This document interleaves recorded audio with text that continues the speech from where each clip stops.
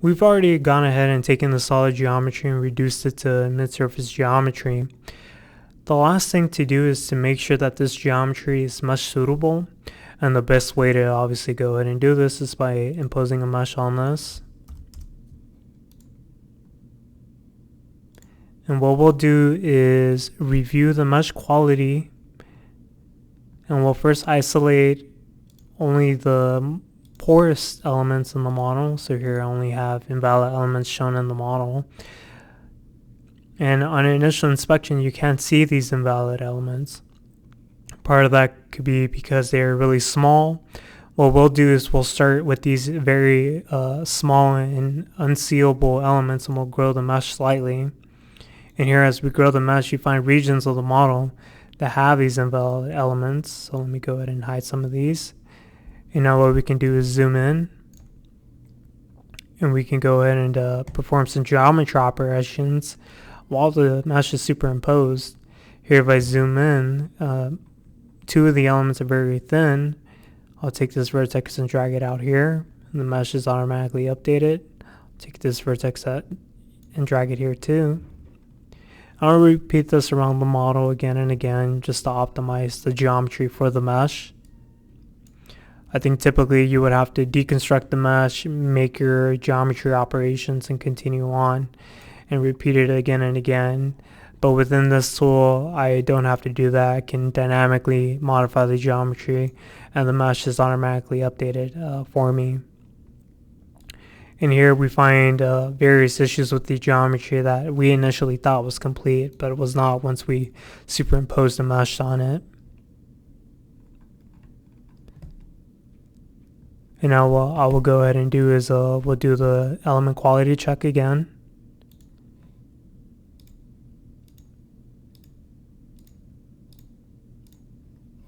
And grow the mesh. And the fact that there is no mesh growing indicates that there are no invalid elements now. Let's just show the bad elements. And we'll grow those. And then there are additional bad elements in the model, but I think for now, we'll just go ahead and overlook that. Now with the mesh still superimposed, I can continue making my edits. Here, for example, I have a feature here. I can modify the geometry around the feature. And the benefit of that is I get a clean layer of elements here. We'll do the same thing here, but instead of moving a vertex, we'll just remove a vertex. And we have a clean layer of elements there. Sometimes you'll have leftover geometry that's not supposed to be there. What we can do is select these individual faces and delete them. We still have a few edges here that act as splits, but we don't want that. So we'll go ahead and delete those additional edges or curves. On the underside, there may be an additional mid-surface there that we can also delete.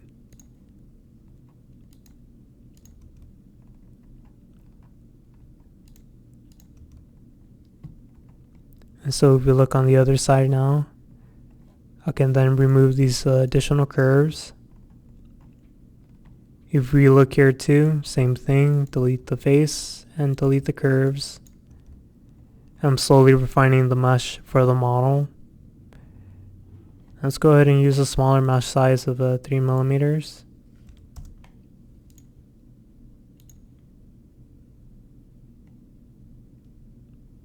And now I have this mesh.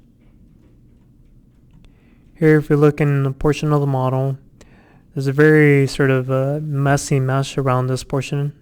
What I can do is split the face. So here, let's go ahead and leverage the splitting tool. You can see the resulting mesh has been improved. And we'll finish the split here so we have a face that's four-sided and we can get a map mesh there. And we can continue doing this around the model with the geometry tools. And so after creating your final mid-surface geometry, you still need to refine the model as I've shown here in the video. Thank you for watching.